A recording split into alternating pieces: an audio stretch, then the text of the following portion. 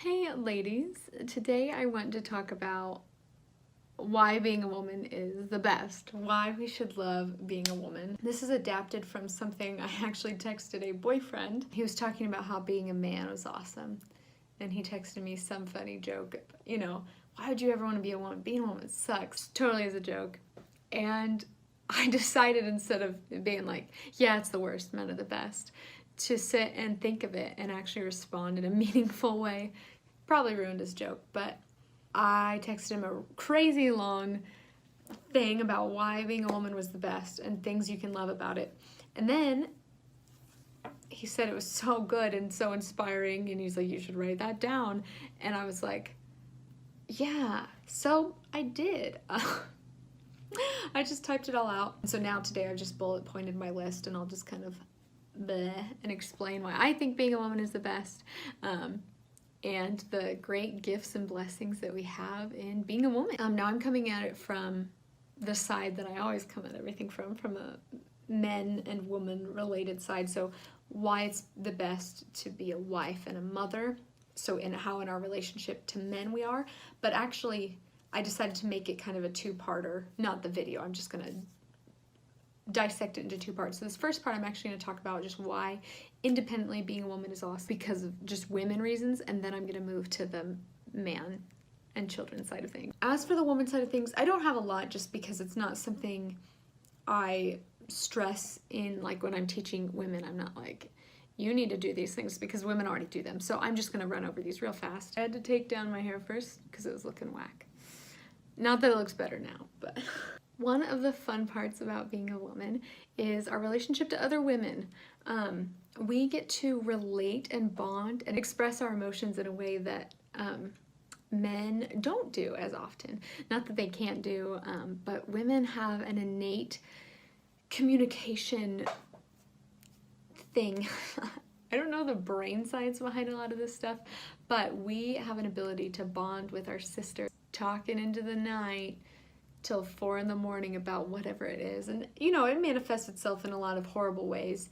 In middle school, it's like the gossip and evil things, but there's a bond that comes when it's Christian women and we're conversing, and we can just sit and talk for hours. We bond through our words. Women are also community builders. So while men are away when they're at war or when they're at work and they're doing these things, we are the ones that are the community movers. We're the ones that are out organizing block parties. I'm trying to make it relevant. We're the ones that, form tumbling classes and swim lessons and book clubs and cooking classes. I'm naming things that I know, like women that are in. We organize and unite, and yeah, you know what I'm saying, right? Anyway, we're the ones that build the community, really. Not that men cannot do this, not that they don't build community. Of course they do. But women are really good at the interpersonal relationships and really good at bringing people together. Even bringing their men together. Hey, here's my friend's husband. Here's my husband. You guys be friends. Yeah, so not that men are not good at that, not that men don't do that, but that is a gift that women have been given in the place that we're at. We are delicate and careful, and we're small, right? So we have smaller things than men. That sounds so weird. We have smaller fingers, so we can stitch and sew tiny little things and details, and we can make things, when we bake, we can make really precise details. Again, not that there's never a man that can't do this. I don't want to say that again, so real fast, I'm just gonna say it right now so I don't have to say it ever again. I'm not saying a man can't do any of these things. There will be things that men can't do that I'll talk about, but these things, I completely know that men can do them. These are things that women have inherently and are more normally done by women. We can do fun, creative makeup looks and crafts that have little details, and we're soft, we're like literally physically soft. So we can caress babies in a gentle and nurturing way, and we hold kittens and love them in this soft, delicate, tiny way that, you give a little boy a kitty and he's like ready to take it out and run. And little boys are great with puppies that have energy and want to play, and little girls can just sit and hold something small and delicate and kiss it and be soft with it, because we're soft and delicate. Going along with being soft and delicate, Society gives us more gentleness, right? So when you see a pregnant woman struggling to do something, people drop everything to help her. Men hold doors for us, right? This is all rooted in a state of weakness. Not being a weak person, it's not that we can't hold a door. It's that men are stronger and they can show these things. So we are given the privilege of having a door held open for us. When we're pregnant, having people be gentle and more sensitive toward us, knowing that we're more emotionally weak and physically weak. You know, they consider us. They consider women more, if that makes sense. They think about, oh, she's struggling with something because she's pregnant, or she's a woman. And my last point is that we are creators. We're makers. We create good things. We create life. We create babies. And of course, we need a man to do that with us. The literal inside of our bodies create and form together a life. And that outflows from us. And being creative, we make food, we sew clothes, we do these things, and we have this creative sort of make mindset. We're just inherently more given to make and create, and use that as our kind of special little power. It's getting too dark in here. Hold on. Now for my favorite part, the part about men. We are inherently a gift to men. That is the coolest thing ever to me. We are a present. We're like Christmas morning to a man. God made a woman to be a gift to a man. That just, I want to keep saying it in the same way, but I know that's annoying. That's such like a powerful, I think about that often. Someday I'm going to be a gift to my husband. That's cool. That's just so awesome, is that I was created to be his helper. I was created to help a man. What a privilege, right? Of like, we get to be a blessing and a gift to someone, and we're created with all the things we need to do that and to be that. That's awesome. We get to be a man's relief and comfort. At the end of the day, when a man comes home tired, we get to be the one to bring relief to him, bring peace to him. If you're living how women should be, if you yourself just were at work and you had a long day and the kids haven't been taken care of all day by you, of course you're not going to be a relief and comfort to him entirely in the way that the Bible commands, because you also will need relief and comfort because you've had a day and there's things to do at home. But when you're a stay-at-home woman and you've prepared a meal and you prepared the children and the clothes are done, and he gets to come home and he's worked hard and all he wants is to eat and sleep and be intimate with you and see his children. He gets to do all of those things. You get to be his comfort, right? You're the place where he can go and be weak. Sorry. I've been editing all these videos and I'm like, I have to stop crying. I cry in every single one. I don't know why. Talking about this stuff just makes me emotional. But when a man comes home, we get to be the place where he can let down his guard. He's been this masculine, strong man all day working hard, and he could just come home and come to you and just say, I need a back rub, or I just need some food, I just need some water, honey, and you to be that relief and comfort to him. We take care of their needs so they can go out to war, whether that war is the spiritual battle they fight at their jobs or in their ministry. You do everything else so they don't have to. They walk out of the house with clean clothes on their back, with food in their bellies and a meal packed, and they don't have to think about, you know, what the school system is going to be doing to their kids or what they're going to have to do when they come home, because you're doing it. You are literally taking off so much of a burden from a man so he can just go to work and be a man. He can just provide and work hard and come home and have nothing to worry about. Of course, there's stresses of life, there's stresses of a job, there are other things beside laundry and cooking and cleaning and children. But that man does not have to, your man will not have to worry about that. We get to prepare and take care of our children. Can you imagine a better thing? That is, since I was a child, that is all I wanted to do, is stay home with my kids. And you know, as soon as I get old enough and I'm like, oh, I can't because I have to work and I won't be able to see them for like 8 hours in a day, and then they'll be tired and have homework and I won't get to spend time with them. And now I know that there's a better way and that God wants that better way for me, that it's in the Bible. We get to spend all day with our children. That's like, I mean, that blows my mind. Sometimes I'm like, what person wants to be a man and have to go to work? Of course you want to stay home with the kids. Like, who would rather do that? But men have an innate, they would rather provide for their family in that way and come home and spend a few hours and then weekends with them, or however your job goes. I know it's not the same for everyone. Some guys work from home, and I know that's also completely different. But we get the blessing of having a husband. If you're watching this channel, you are ostensibly a woman preparing for marriage who is single and probably doesn't have a husband yet. Or if you do, you get to stay at home, or you should be, if you're doing what the Bible says. You should be staying at home and being with your children. And you get to homeschool them and love on them and be with them in every moment and know when they're sick and know when they're hungry, and when they need you, you gotta be with your kids. I could go on all day about the goodness in that. That's like, it's just impossible to me. I'm so excited for the day I just get to spend at home with my kid. I'm gonna use my next favorite thing from scripture. This might be my first favorite. I didn't really order these in the order. I think they're my favorite.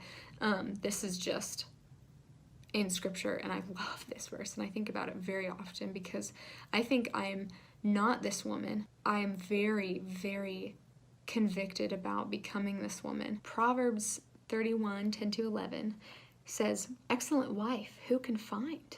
She is far more precious than jewels. The heart of her husband trusts in her, and he will have no lack of gain." Actually, 12 also. "She does him good and not harm all the days of her life." So if you're preparing to be this woman, to be a good wife and mother, you are not only staying at home, you're not only provided for, you don't have to worry about anything. Your husband is out working, and he's got you, right? He's done the hard work so that you'll have food and clothing. You just have to prepare the food and take care of the clothing and clean it. He's the one providing for it, so it's there for you to take care of and to wear and to eat and all that good stuff. But if you are being a woman of the word, which again, like I said, I do not feel like I'm at this place yet. I mean, I'm not a wife, but I really struggle with wondering if I'm not married because I don't think I'm this woman yet. You're more precious than jewels, first of all. You have no monetary value. You are above that. But the heart of your husband trusts in you. That is like the highest. I heard a man say that one time about his wife. He said, "My heart trusts in her." I felt like I would never have a husband that would say that to me, because that is such an impossible, that is the highest calling, right? Besides after having the Lord say, "Well done, my good and faithful servant."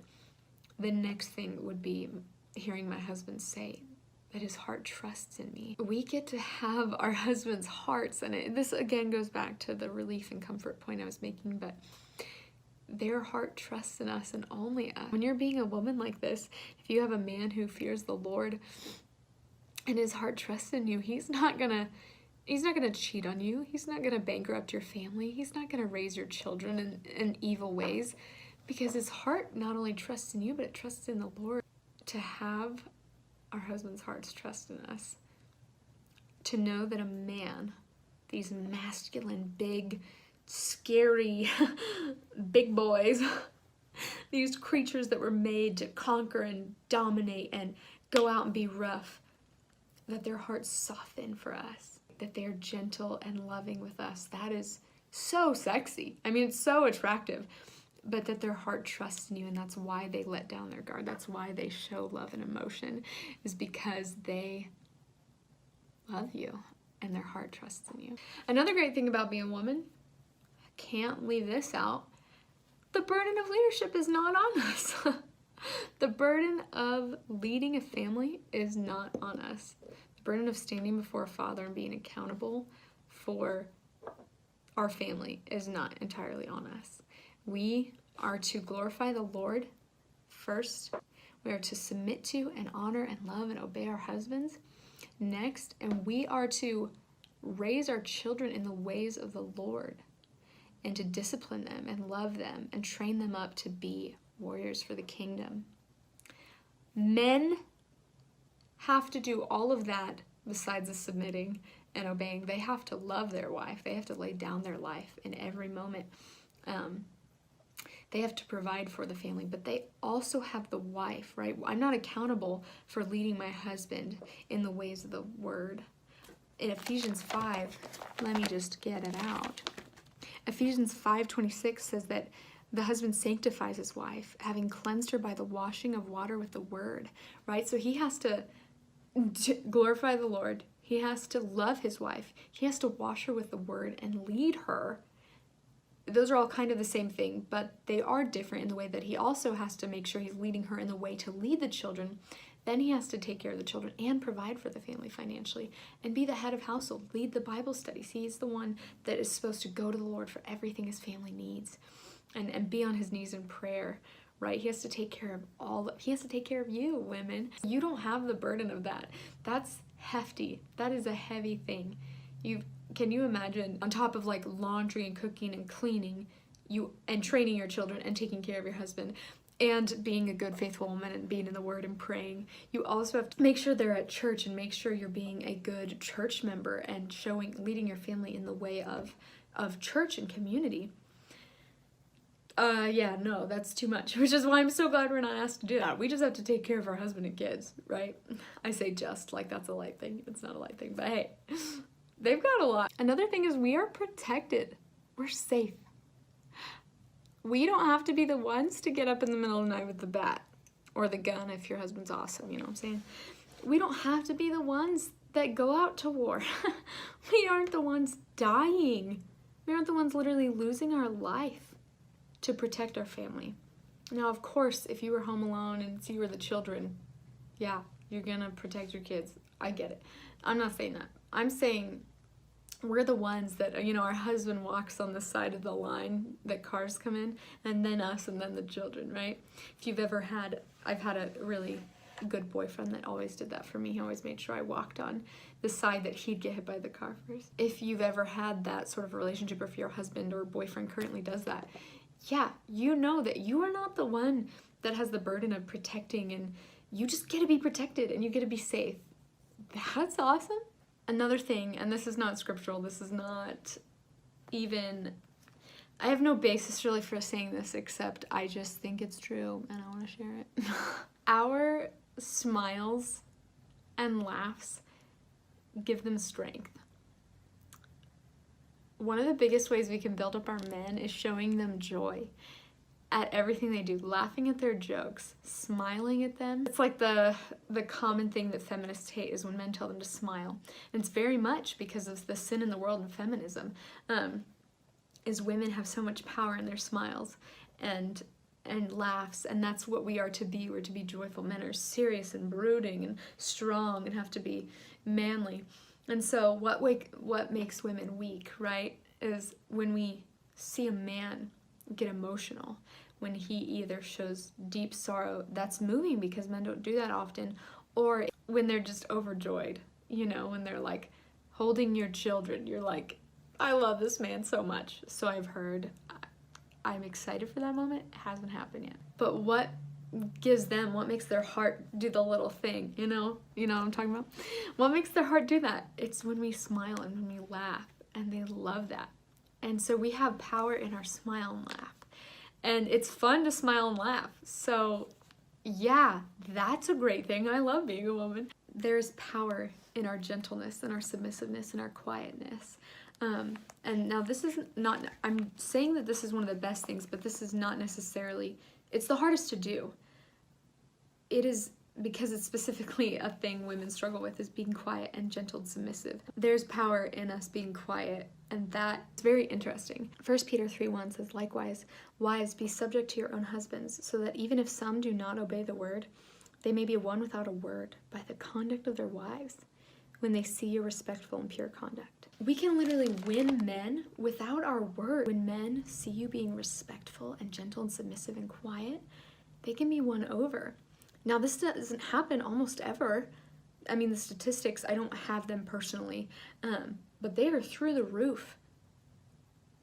sad. Men have like a 60% conversion rate. When a man comes to the Lord, oftentimes he brings his family, his children, and even his wife. But when a woman converts, it almost never happens. And why is that?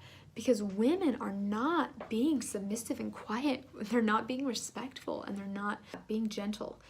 Because the world already has a general sense of what it looks like for men to lead. But the world is completely twisted on what it looks like to be a good woman.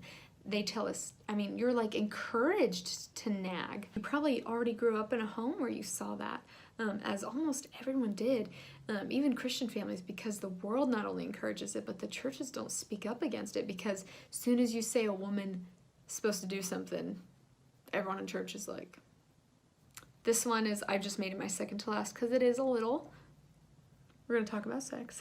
We are something beautiful, right? Women are made to be beautiful to look at. Men are made functionally, right? Women are made aesthetically. Why did I sound like I'm speaking another language? Aesthetically. Men are made functionally. They're made to be strong, and they make sense, right? And we just have all these pretty parts.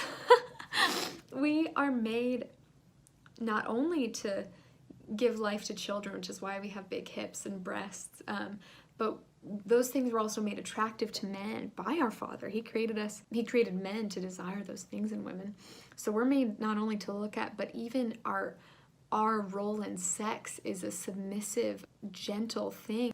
The man is supposed to be the dominant, he's the one that takes control. That's a very intimate way that even our roles in sex is a reflection of who the Lord is, and a reflection of what our roles are in the church and in marriage. Last one, the most obvious.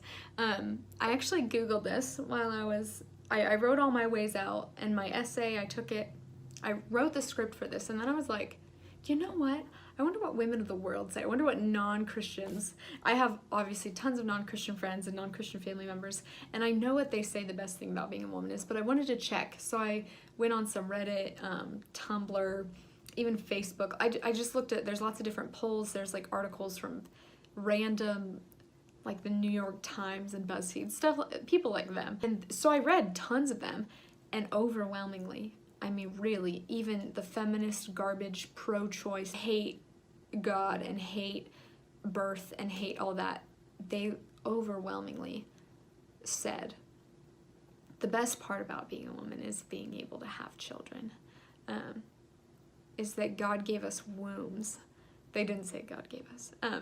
This is now going to be my words.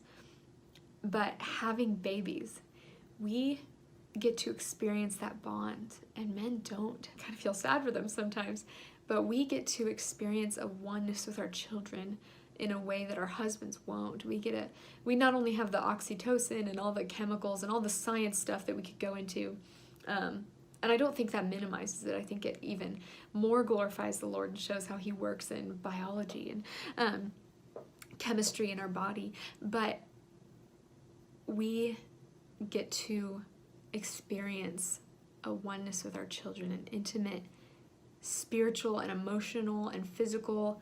They're inside of our wombs and they're growing, and we get to feel them kick, and they hear our voices, and they're with us for 9 months before they even experience this world.